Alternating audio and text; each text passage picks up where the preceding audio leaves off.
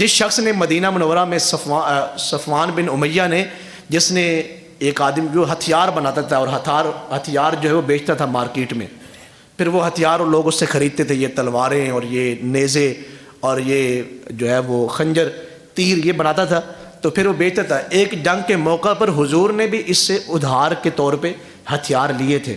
جیسے آج مسلمان ملک آپس میں لڑ رہے ہیں اور امریکہ ان کو کیا دے رہا ہے؟ ہتھیار دے رہا ہے کہ آپ لڑیں۔ وہ پیسے کما رہا ہے اور خون کن کا بہا رہا ہے؟ مسلمانوں کا۔ جیسے ہماری سعودیہ کی اور ایران کی لڑائی ہے، یا پچھلے دنوں شام کی، اور شام میں جو ہے ایران اور سعودیہ لڑ رہے تھے، اسلحہ کون فراہم کر رہا تھا؟ امریکہ اسلحہ فراہم کر رہا تھا۔ یہ کس قدر ہماری آنکھوں پہ پردے ہیں کہ ہم اس کو پیسے بھی دے رہے ہیں اور آپس میں ایک دوسرے بھائیوں کا خون بھی بہا رہے ہیں۔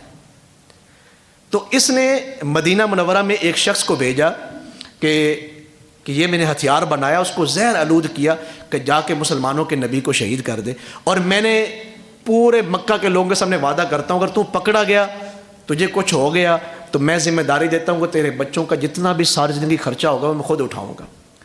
اب صحابہ کرام، مدینہ منورہ کا زمانہ جب وہ آیا تو صحابہ کرام کو شک ہوا، اسے پکڑ لیا، خنجر اس سے وصول ہو گیا، تو اس نے کہا جناب میں باتوں میں آ گیا تھا، مجھے معاف کر دیں۔ حضور نے اسے بھی معاف کر دیا اور فتح مکہ کے موقع پہ صفوان بن امیہ کو بھی معاف فرما دیا۔ وہ نبیوں میں رحمت لقب پانے والے، مرادیں غریبوں کی بھر لانے والے، وہ اپنے پرائے کا غم کھانے والے۔ تو اس لیے یہ ضروری ہے کہ اپنے اندر آپ تحمل لے کے آئیں، برداشت لے کے آئیں۔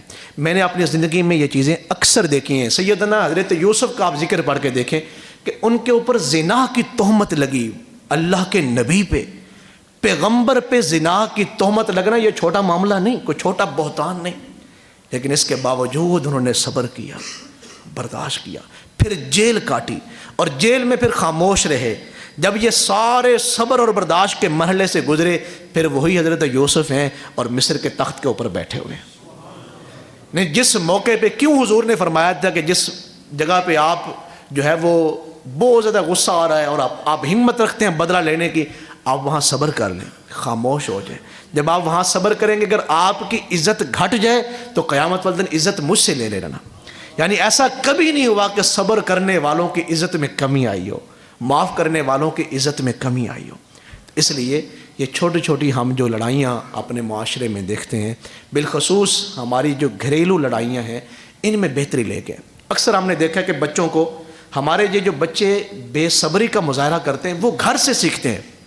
باپ جب بھی گھر آتا ہے وہ بیوی سے لڑ رہے ہیں، بچوں سے آ کے لڑ رہے ہیں، پتہ نہیں اس کو غصہ کہاں پہ ہوتا ہے۔ سیدہ عائشہ نے ہمیشہ فرمایا ہے کہ حضور باہر جس مرضی حالت میں ہوتے، تغیر میں ہوتے، غصے میں ہوتے، لیکن آپ جب گھر میں تشریف لاتے تو حضور ہمیشہ مسکرا رہے ہوتے، کیونکہ گھر والے آپ کی طبیعت سے سیکھتے۔ بچے نے چھوٹا موٹا نقصان کر دیا، باپ نے جناب فوراً اس کو دو چار جو ہے وہ اپنا تھپڑ لگا دیے۔ اب یا بیوی کے ساتھ باپ جو ہے وہ لڑ رہا ہے خامد، بچے اس چیز کو دیکھ رہے ہیں۔ تو بچے جب بڑے ہو جاتے ہیں تو وہ سمجھتے ہیں کہ صبر کوئی چیز نہیں، برداشت کوئی چیز نہیں، اصل چیز جو ہے وہ تو غصہ ہے، وہ تو بدلہ لینا ہے، وہ جو ہے وہ کسی کو تکلیف دینا ہے۔ بچے سے کوئی نقصان ہو گیا، فوراً باپ نے اس پہ ہاتھ اٹھایا، اسے مارا۔ اگلی بار جب وہ دوبارہ نقصان کرتا ہے تو پھر بچہ کیا کرتا ہے؟ جھوٹ بولتا ہے۔ مثال کے طور بچے سے گلاس ٹوٹا یا کوئی برتن ٹوٹ گیا، اب باپ نے تھپڑ مارا، تجھے پتہ نہیں یہ کتنا مہنگا ہے، تو اگلی بار جب وہ نقصان کرے گا تو باپ پوچھے گا نا بھی کس نے کیا؟ یقیناً وہ جھوٹ بولے گا، میں نے نہیں کیا، مجھے کیا پتہ کس نے کیا۔ پھر باپ کیا کرے گا؟ غصہ بھی اس کا ختم ہو جائے گا، اسے کچھ نہیں کہے گا۔ اب اس نے دو جرم کر لیے ہیں بچے نے، ایک جھوٹ بھی بولا ہے، نقصان بھی کیا۔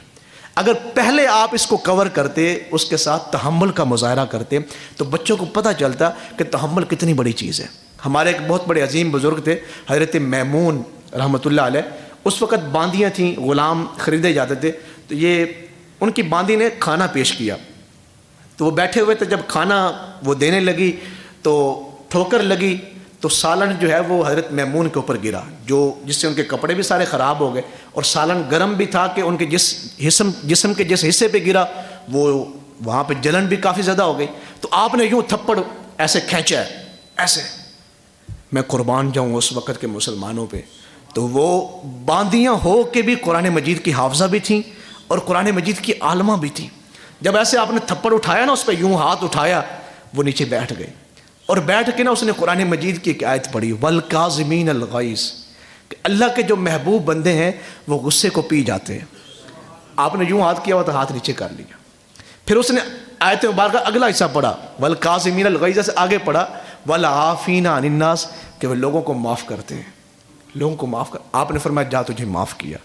ابھی یہ کہا تھا اس نے، پھر اگلا حصہ پڑھا والکاظمین الغیظ والعافین عن الناس واللہ یحب المحسنین، اللہ احسان کرنے والوں سے محبت کرتا ہے. آپ نے فرمایا جا تجھے آزاد بھی کیا. کتنی بڑی بات ہے، معاف بھی کر دیا، مارا بھی نہیں. اور واللہ یحب المحسنین کہ اللہ احسان کرنے والوں سے محبت فرماتا ہے، آپ نے اس کو آزاد بھی کر دیا. کبھی بھی آپ کی نیکیاں ضائع نہیں ہوتی، کبھی بھی آپ کی اچھائیاں ضائع نہیں ہوتی. یہ جو برائیاں ہیں یا آپ کسی کے ساتھ ظلم کرتے ہیں اس کی تھوڑی دیر کی لذت ہے، لیکن اگر آپ کسی کو معاف کر دیتے ہیں ہمت ہونے کے باوجود اسے کچھ نہیں کہتے، اس کے اوپر بہت زیادہ لذت ہے. اس کی برکتیں آپ کو بھی حاصل ہوں گی، آگے اولادوں کو بھی حاصل ہوں گی. اس لیے خوبصورت زندگی انک لعلی خلق عظیم لقد کان لکم فی رسول اللہ اسوۃ حسنہ.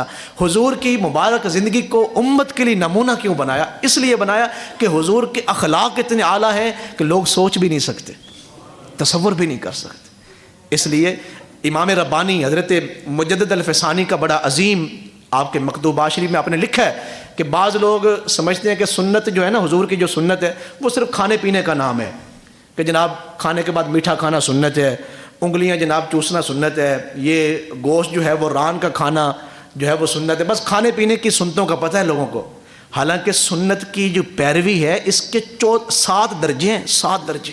فرمایا اللہ کے نبی کے ہاں جو سب سے مقبول ترین سنت ہے وہ سنت ہے جس کا تعلق حضور کے دل کے ساتھ ہے. اور وہ کون سی ہے؟ حضرت امام ربانی مجدد الفسانی نے فرمایا وہ معاف کرنے کی سنت ہے. ہمت ہونے کے باوجود اگر کسی کو معاف کر دیتے ہیں تو یہ بھی حضور کی سنت ہے. تو اللہ تعالی ہم سب کو عمل کی توفیق نصیب فرمائے، اور تحمل اور برداشت اور صبر کی دولت سے اللہ ہمیں بھی اور ہماری اولادوں کو بھی مستفید فرمائے. وما علیہ الا البلاغ المبین.